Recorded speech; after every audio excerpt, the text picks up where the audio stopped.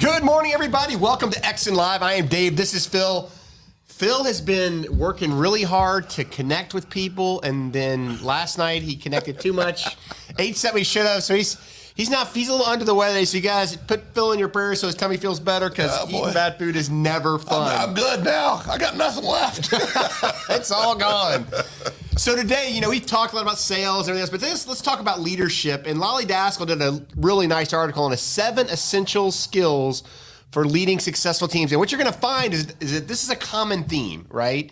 There's nothing new here. It's not going to change. But if you're weak in any of these 7 areas, I'm going to challenge you over the next week to find a way to pick one and get better at it. Yeah, I mean, I think we got to know what we're good at and what we need areas of improvement in, and I think this does a great job of that. And you got to force yourself to address those things.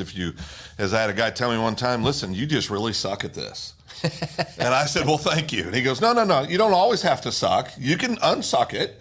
You just got to put a little work in. You just got to work. You can quit sucking at it. You just got to work at it. So it's okay to not be good at things.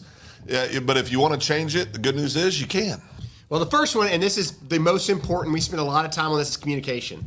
If you cannot effectively communicate with people in their voice so they can hear you, and you don't know how to actively listen, you're doomed. Yeah, I mean, we train DISC all the time, right? Yep. And we're big believers in the DISC system, and you've got to be able, as Dave said, to communicate to people in a way that they hear you, and that they understand what you're trying to communicate. They get what you're saying, right? However you want to frame it, but you've got to spend the time, become a student of communication. It'll pay dividends the rest of your life. Number 2, be a strategic thinker.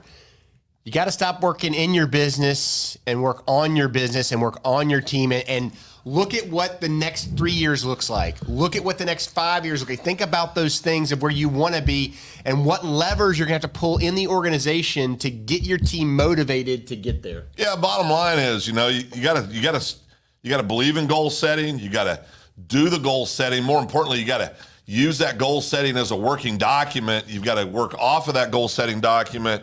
You got to have things like strategic planning sessions with your leadership team. You got to make adjustments when things don't go as you plan, but you've got to be a strategic thinker. You want to win the battle, you want to win the war. Which one do you want to win? Now some people say I want to win them all. Well, yeah, that's great, but rarely does that happen. So you got to stay focused on the big picture prize. What do you want? Don't be so prideful that because you're not able to say, hey, I was wrong on this, we need to make an adjustment and go this way. Don't do that. If you do that, you're going to hurt yourself and everybody in your organization. And sometimes you have to give a little to get a little, right? Yeah, Too many people in this world, too many leaders in this world, or people who say they're leaders in this world, don't understand that. They don't understand that compromise is part of growing a great team and being hugely successful, where it means a difference is going to be made. Yep. You can't get what you want all the time, but you can win the war and push your team to the point where they're hugely successful. The next one, this is a huge one for me because it drives me nuts, is you got to be a problem solver. Don't tell me how you can't. Don't tell me how bad it is. Tell me what we're going to do to fix it. Tell me how you can. There are too many people in the world that tell everybody when something comes, oh, this sucks, it'll never work. And honestly, there's no place for that, because it's either going to work or it's not, or you're going to find a different way to do it. Or you're going to sit there on your hands and pout because you can't make it work. Well, I think part of the reason that so many people don't like problem solving and they say that, oh, this will never work, is they haven't thought of one of the solutions.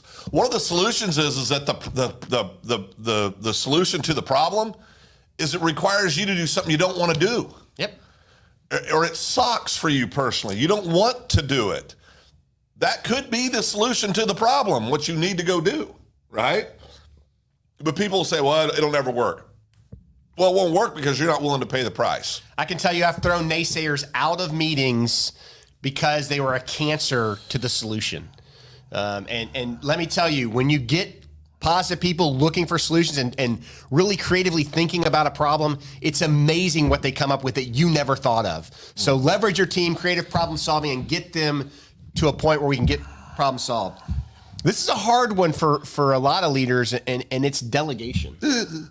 The D word. They want to have ownership of the process, and they have a trust issue with their team. They want to have control. They want to control it. Well, guess what? You don't get to control everything. And you know, as a new leader, you've got to be able to give up some of that control, let them fail a little. And what I challenge people is set the boundaries, right? If you're a leader, set the boundaries where they can fail within so it doesn't hurt the organization, and then mentor them when they fail to get better. Well, you got to make sure if you're going to be a good delegator, you got to put people in situations that fit their skill sets too. Don't try, when you misalign people, then that's where delegating becomes a problem, because you put them there, you like them personally, you believe in them, but they're in the wrong role, so they're not having the success you want. Then all of a sudden you say, well, I'll just take care of this. Well, I'll just take care of this. Well, I'll just take care of that. You know, make sure you're putting people in the right positions to be successful. The next one, you need a hype guy. You got to have motivation. You got to have that person there that's pumping everybody up and being positive. I go to too many meetings where people are getting their ass kicked by leadership, and they walk out the door with their head between their tails, not wanting to do anything.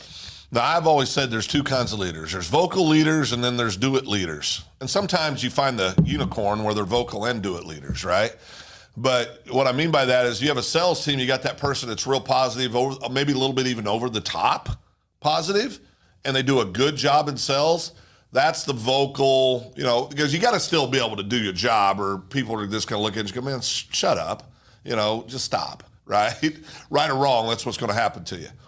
Then you have the do-it people. Those are the people that don't hype it up, that don't talk a whole lot, but lead every organization in sales, that go out and have the greatest customer retention rates, that just do it through their actions, right? But being motivated, and remember, motivation looks different to different people. What does that look like? Some people don't like the over-the-top stuff. Some people love the over-the-top stuff. Great. The best teams have a little bit of everything. Well, and I think there's more to the hype there than just the hype. It's setting goals. It's motivating people to do the right thing. It's holding people accountable that are negative in the organization, so they don't kill the spirit of the organization. You know, being a motivating leader is 100% about your attitude and how you approach things. Yep. And being authentic. Yes, absolutely. And that's what I'm saying. I mean, you don't want to be that person that is... That people go, okay, we know this isn't who you are, so just stop it. But if it is you, then but if it is you, then it really has a huge, incredible effect. So, but you got to identify those people. And then the last one, and this is really important, and it's emotional intelligence, but Phil and I like to call it being self-aware. Yeah. I mean, if you're not self-aware that you're the person in the room that nobody wants to be around because you're the way you are, probably need to get some help. You know, if literally.